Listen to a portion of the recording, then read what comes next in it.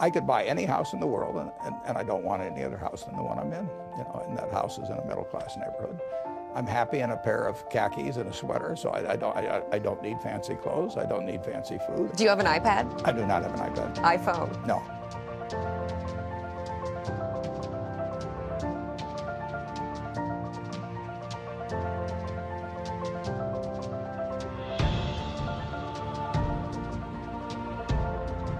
Did you think at that point, I want to be the richest man in the world someday? No, but I thought I wanted to be rich. በአንድ ቀን $6 ቢሊዮን የለገሰ ታሪከኛው ሰው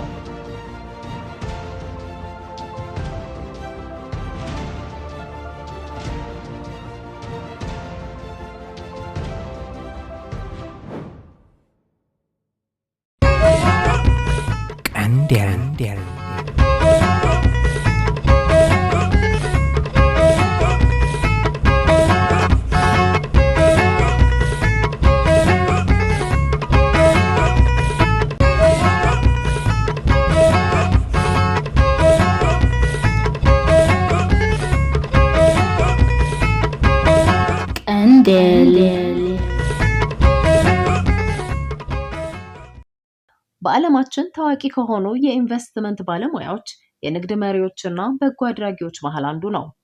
በስኬቱ ምክንያት በዓለም ላይ በጣም ታዋቂ ከሆኑ ባለሀብቶች አንዱ መሆን የቻለ ሲሆን እንደ ፎርብስ ዘገባ እንደ አውሮፓውያኑ አቆጣጠር እስከ ጥር 2026 ድረስ የተጣራ ሀብቱ 148.9 ቢሊዮን የአሜሪካ ዶላር ደርሷል። ይህም በዓለም ላይ 9ኛው ባለጸጋ ሰው አድርጎታል። ይህ ግለሰብ በፋይናንሻል ዓለም ውስጥ ትልቅ ተጽዕኖ ያለው አሜሪካዊ ነጋዴ ነው። በዓለም አቀፍ ደረጃ የተሻለ አፈጻጸም እንዳለው በሚነገርለት በበርክሻየር ሃታዌይ ኩባንያ ውስጥ ከፍተኛ አክሲዮኖችን በመያዝ ያስተዳድራል። በእርግጥ የዚህ መሰናዶ ትኩረት በማን ላይ ያጠነጠነ እንደሆነ ከላይ ከተጠቀሱት መረጃዎች መገመት እንደማያዳግት እናምናለን። ሆኖም ስለዚህ ባለጠጋ አንድ ሁለት እውነታዎችን እናክል። ይህ የ94 ዓመቱ አንጋፋ ቢሊዮነር እጅግ በጣም ቀለል ያለ ህይወት በመኖር የሚታወቅ ከታዋቂና ዝነኛ ሰዎች ጋር እንዲሁም ከፍ ባሉ የማህበራዊ ህይወት ግንኙነቶች ውስጥ እምብዛም የማይታይ ባለሀብትና ኢንዱስትሪያሊስት ነው፣ ዋረን ባፌት። ሰሞኑን ዋረን ባፌት ለ5 የበጎ አድራጎት ድርጅቶች በአንድ ቀን ውስጥ ብቻ $6 ቢሊዮን በመለገስ ስሙ በታሪክ ሰፍሯል። ይህም በአንድ ዓመት ውስጥ ያደረገው ትልቁ ልገሳ መሆን ችሏል።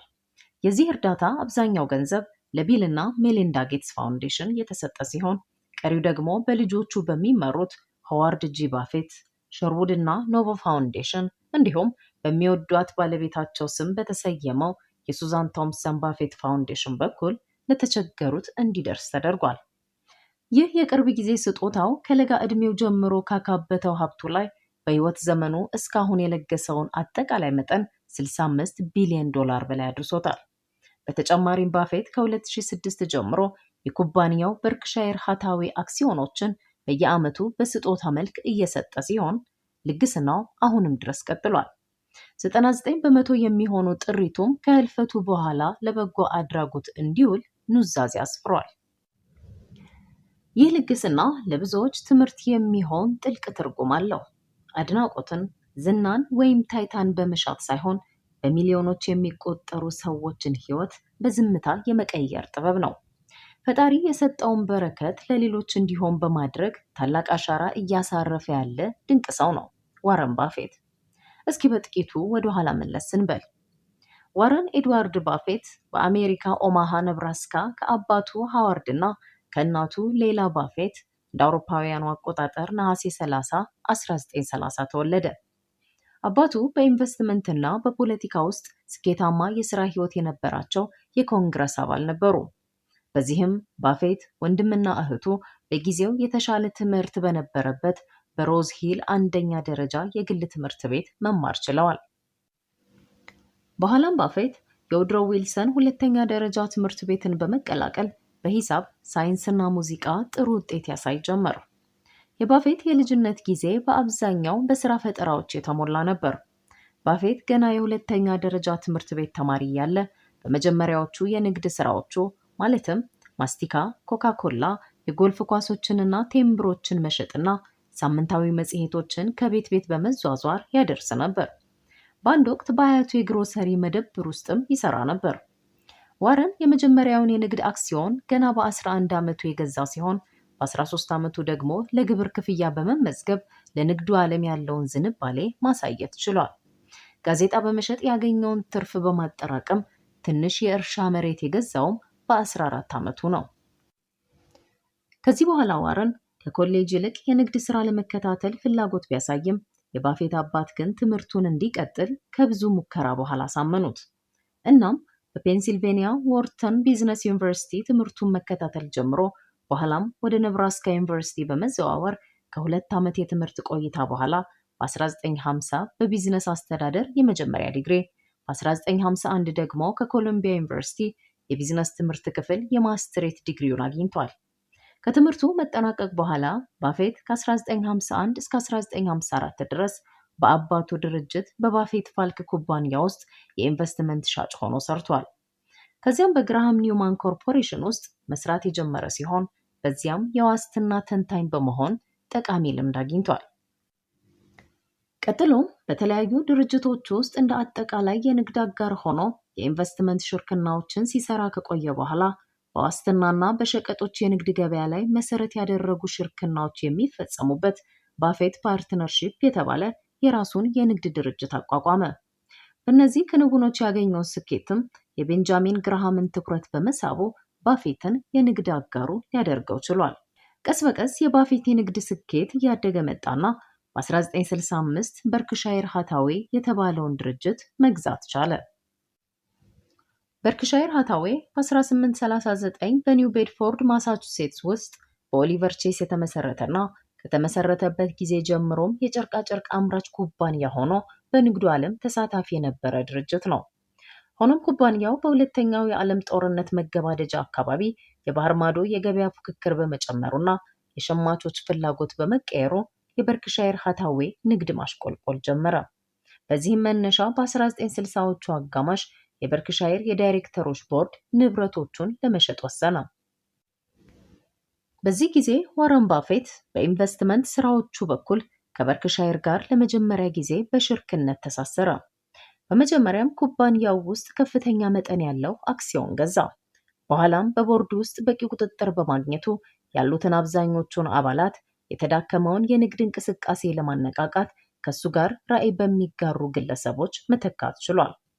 ከዚያም ሰፊ የጥናት ጊዜ በተሰጠውና ጥንቃቄ በተሞላበት ኢንቨስትመንት የብሔራዊ ኢንሹራንስ ድርጅቶች ይዞታን ከኮካኮላ እና አፕል ኩባንያ ጋር በማጣመር በተደረጉ ግዢዎች መነሻ ዋረን ባፌት ያልተሳካ የንግድ ስራ ሆኖ ሊዘጋ የነበረውን በርክሻየርን በዓለም ላይ እጅግ ስኬታማ ከሆኑት ተቋሞች መካከል ወደ አንዱ ለውጦታል። ከዚያን ጊዜ አንስቶ ከ1978 ጀምሮ ከሱ ጋር በቅርበት ሲሰራ ከነበረው ቻርሊ ሙንገር ጋር በመሆን እስከ 2025 ማብቂያ የድርጅቱ ዋና ስራ አስፈጻሚ ሆኖ እንደ ኮካኮላ እና ዴሪ ኩዊንን ካሉ የምግብ ማምረቻ ኩባንያዎች እስከ ጄኮን አይነት ኢንሹራንስ ኩባንያዎች እንዲሁም ፓሲፊክ ኮርፕን ያሉ የኤሌክትሪክ መገልገያ ማምረቻዎችን እያስተዳደረ ቆይቷል። ከልጅነቱ ጀምሮ ገንዘብ የሚገኝበትን ማንኛውንም መንገድ ያሰላስል የነበረው ባፌት ገንዘብን ያለ አግባብ በሚያባክን ምንም አይነት ድርጊት ላይ አይካፈልም። የገንዘብ አያያዝና የስኬት ሚስጥሮችን በሚመለከትም ብዙ የሚጠቀሱ ጠቃሚ አባባሎች አሉት። ነገህን በተሻለ ለማለም በቅድሚያ ራስህ ላይ ኢንቨስት አድርግ። ከዚያም ዙሪያህን ካንተ በእውቀት በችሎታና በገንዘብ በተሻሉ ሰዎች መክበብ ይኖርብሃል። ቀጥሎም በትዕግስትና በስነ ምግባር ራዕይህን መገንባት ጀምር። እዚህ ጋር ስኬታማ ንግድ ወይም ስራ ፈጠራ ለመገንባት 20 ዓመት ለማፍረስ ግን 20 ሰከንድ እንደሚፈጅ አስተውል። እናም በስተመጨረሻ በዙሪያ ላሉ ሰዎችና ለገንዘብ ዋጋ በመስጠትና በጥበብ በማስተዳደር እርምጃህን ቀጥል ሲል ይመክራል። የረጅም ጊዜ እሴት ላይ ያተኮረ የኢንቨስትመንት ዘይቤ በመከተል የሚታወቀው ዋረን ባፌት ለስኬቱ ዋናው ቁልፍ የኢንቨስትመንት ውሳኔዎችን በሚወስድበት ጊዜ ውጤቱ ምንም ይሁን ምን ለመቀበል ፈቃደኛ መሆኑና አደጋን አለመፍራቱ ነው ይባላል። ባፌት በበርክሻየር ሃታዌይ እና ከስሩ በሚገኙ ሌሎች 63 ካምፓኒዎች የኩባንያውን የንግድ ስራዎች እንደ ኢንሹራንስ፣ ማኒፋክቸሪንግ፣ ችርቻሮ ንግድ፣ ኢንቨስትመንት፣ ባንክና ፋይናንስን ያሉ ዘርፎችን የሚቆጣጠር ኦፕሬሽን ቡድንን ይመራል። ሆኖም ካምፓኒዎቹን እንዲያስተዳድሩለት ለቀጠራቸው ማናጀሮች በአመት አንድ ገጽ ደብዳቤ ብቻ ከመላክ ውጪ ሌላ ግንኙነት መፍጠር አይፈልግም። ዋረን ባፌት ደጋግሞ በስልክ በመነጋገር ወይም ስብሰባ በመጥራት ከካምፓኒ ኃላፊዎችና ሰራተኞች ጋር መገናኘትን ምርጫው አላደረገም ይባላል። ለሰራተኞች ኃላፊነትን ከነጻነት ጋር አብሮ በመስጠት ውጤቱ ላይ ብቻ ማተኮር እንደሚፈልግም ይነገራል። የባፌት ስኬት ከትርፍና ንግድ አፈጻጸም በላይ በመሆን ተቋሞች ህብረተሰብን የመጥቀም የሞራል ግዴታ አለባቸው የሚለውን ጽንሰ ሐሳብ ለማስረጽ የጣረ ነው። ይህም በበጎ አድራጎት ተግባሩና በስጦታ ቃል ኪዳኑ በኩል የታየ ነው። እነዚህ እሴቶቹና ፍልስፍናው በበርክሻየር ሀታዊ ባህል ውስጥ ጭምር በጥልቅ ተቀርጸው ይገኛሉ።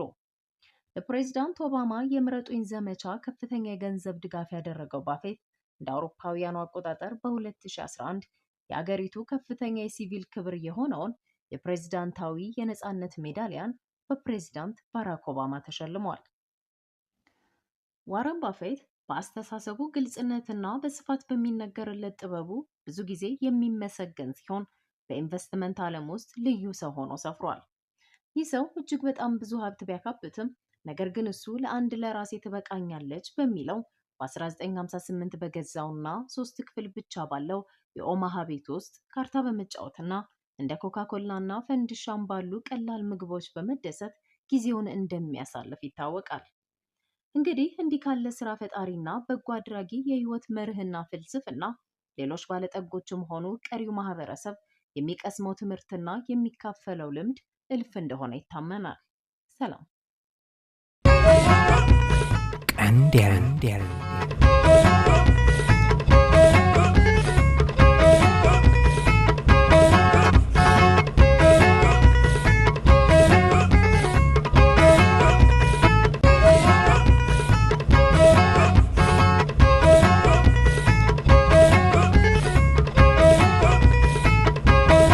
ቀንዴል